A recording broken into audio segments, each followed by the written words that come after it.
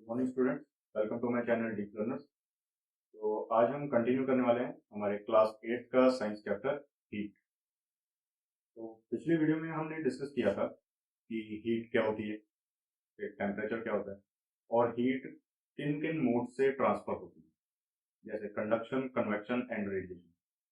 तो आज हम डिस्कस करेंगे land and sea breeze. Land and sea breeze, इस टॉपिक को शुरू करने से पहले एक चीज आपने जरूर ऑब्जर्व की होगी कि जैसे आप अभी गर्मियों का मौसम होता है, आप पार्क में जाते हैं खेलने, फिर पार्क में जो मेटल की चेयर्स वहां पर फिक्स होती हैं, चेयर्स को टच करके आपने जरूर देखा होगा कि वो आसपास की हवा से ज्यादा गर्म होती है। अब अगर इतनी सी चीज आपने ऑब्जर्व की है, फिर लैंड एंड सी ब्रीज को भी आप अच्छे से समझ पाएंगे। चलिए, अब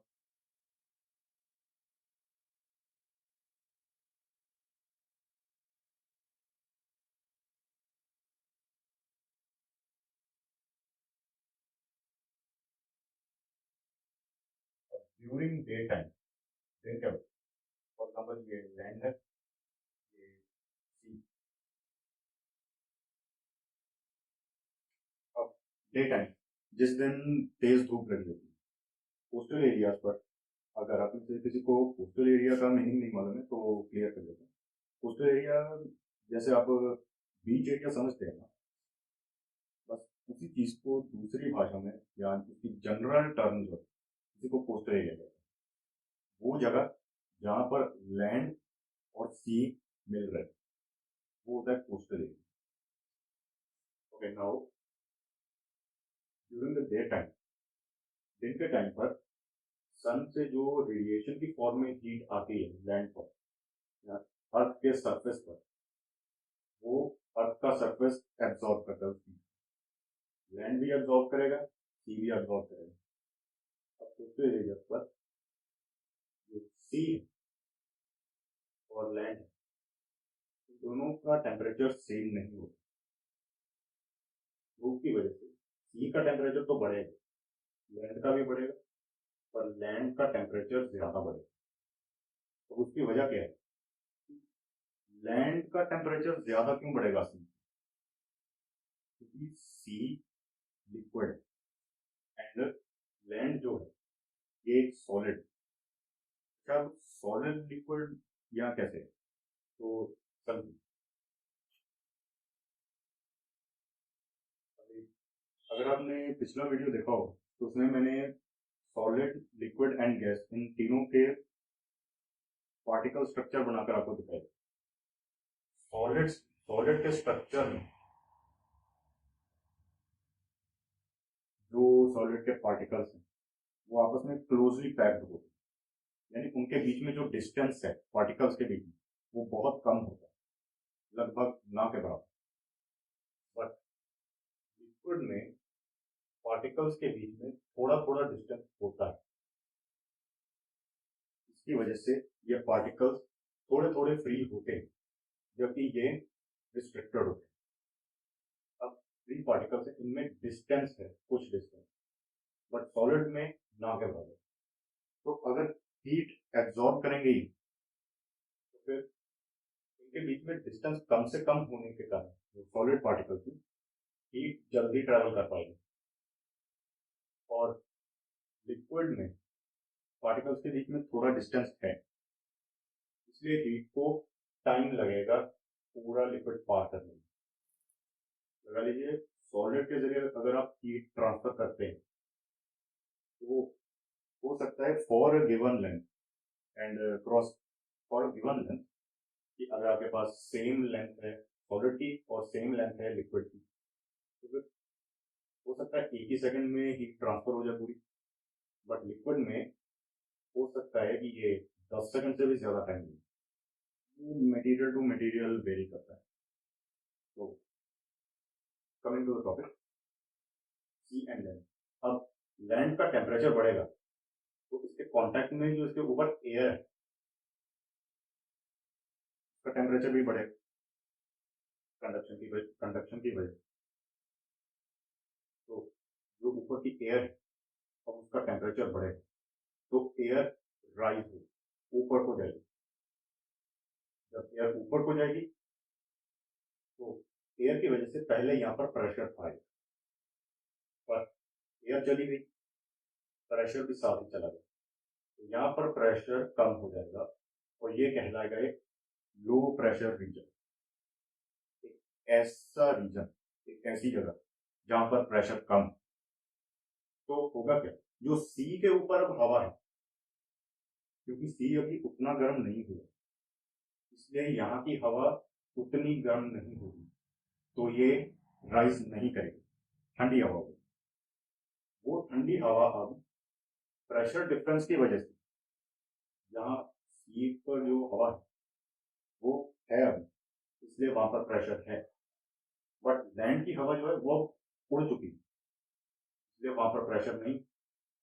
अब यहाँ पर ज्यादा प्रेशर, यहाँ पर कम, प्रेशर में फर्क। तो प्रेशर जो है हाई प्रेशर से लो प्रेशर में सी के ऊपर जो हवा होगी वो ट्रांसफर हो जाएगी लैंड के ऊपर। अब इससे क्या होगा, इससे जो सी है, अब सी के ऊपर जो हवा थी वो मॉइस्ट थी, मतलब उसमें नमी ज्यादा थी, या जिसे आप इंग्लिश में ह्यूमिडिटी कहते हैं, ह्यूमिडिटी ज्यादा थी, तो उसका टेम्परेचर कम था।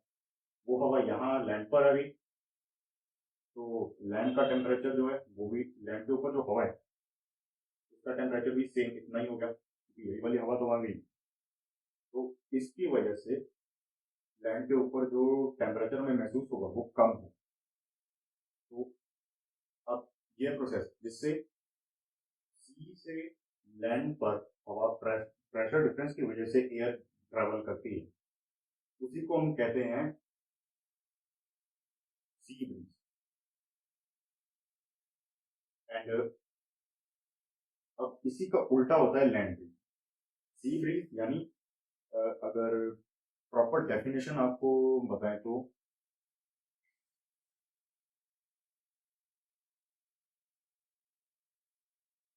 सी ब्रीज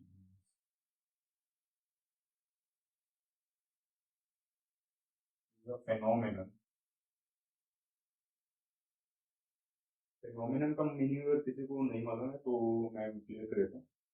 फेनोमेनन होता है कोई घटना, नेचुरल घटना। Sea breeze is a phenomenon of cooler air traveling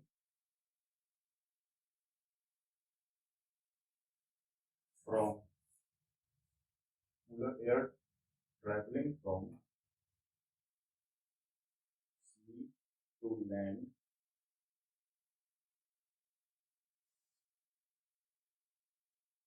in a coastal area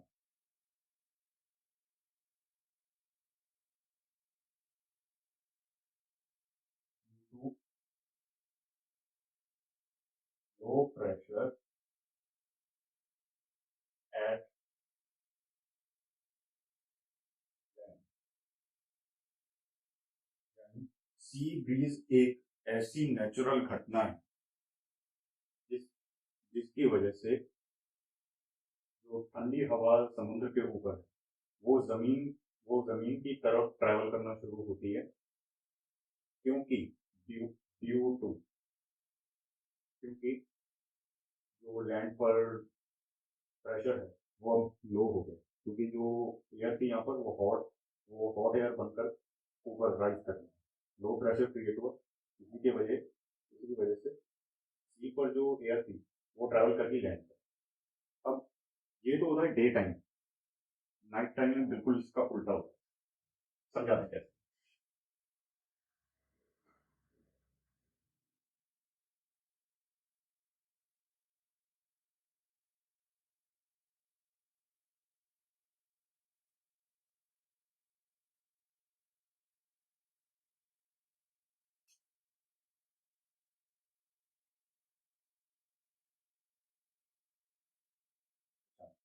अब नाइट टाइम पर क्या होता है, तब सूरज तो चला जाता है अपने का, उसकी जगह ड्यूटी देने आता है फिर मून। अब मून के पास तो कोई रेडिएटिव हीट है नहीं, वो रेडिएशन नहीं देता, वो बस ठंडक देता है।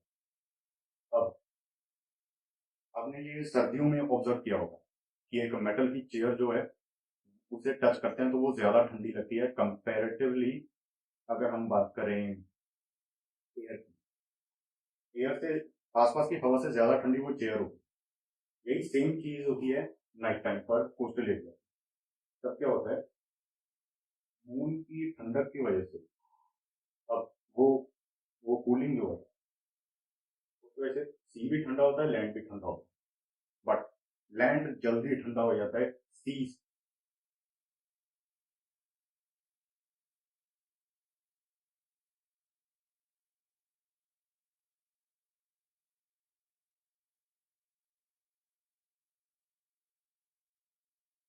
लैंड जो है वो जल्दी ठंडा हो जाता है सी से, यानी लैंड का टेम्परेचर ज्यादा कम होता है, सी का टेम्परेचर थोड़ा सा कम होता है। एग्जाम्पल, अगर 20 डिग्री सेल्सियस है तो पानी कितना होगा, 15 डिग्री सेल्सियस होगा। तो लैंड का टेम्परेचर हो सकता है 10 डिग्री, वो उससे कम भी हो सकता है। अब यहाँ पर फिर से टेम्परेचर डिफरेंस, मतलब टेम्परेचर में फर्क है दोनों। सी का जो टेम्परेचर है वो ज्यादा है लैंड से, का टेम्परेचर ज्यादा है, लैंड का कम। तो क्या होगा अब, जो सी, अब सी पे जो समुद्र के ऊपर की हवा है वो ऊपर को राइज करेगी, because it has higher temperature. अब ये ऊपर को राइज करेगी तो इसकी जगह भरने आएगी। आई मीन यहाँ पर लो प्रेशर रीजन क्रिएट होगा। लो प्रेशर होने की वजह से जो लैंड पर एयर है अब वो ट्रेवल करेगी सी की तरफ।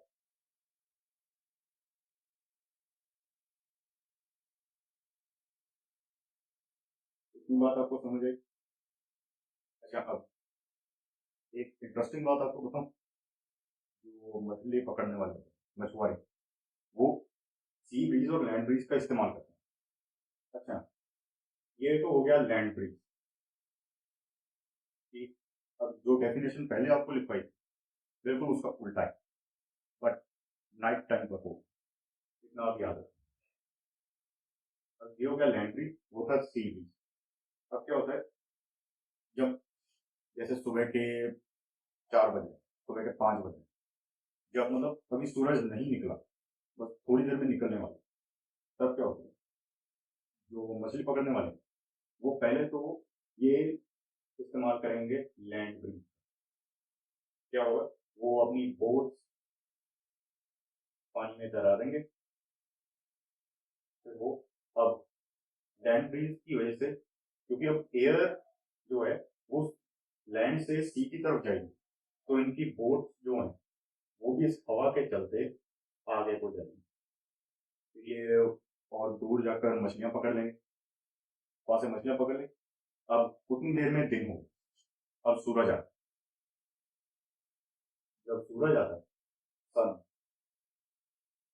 तो फिर क्या होता है, प्रोसेस उल्टी हो जाती है। सी, पहले लैंड ब्रीज था, अब सी ब्रीज हो गया। सी ब्रीज की वजह से हवा अब उल्टी डायरेक्शन में चलेगी,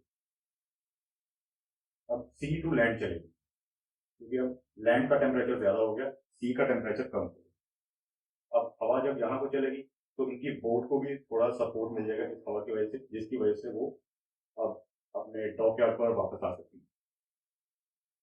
तो आज के लिए इतना टॉपिक काफी है, और उम्मीद करता हूँ आप सबको कॉन्सेप्ट समझ में आया होगा, सी ब्रीज और लैंड ब्रीज क्या है। अगर आपको कहीं भी कोई भी डाउट है इस टॉपिक में या पिछली वीडियो के टॉपिक में, तो आप कमेंट कर सकते हैं, मैं जल्दी से जल्दी आपको रिस्पॉन्स करूँगा। चैनल को सब्सक्राइब करना और वीडियो को शेयर करना मत भूलिए। Thank you.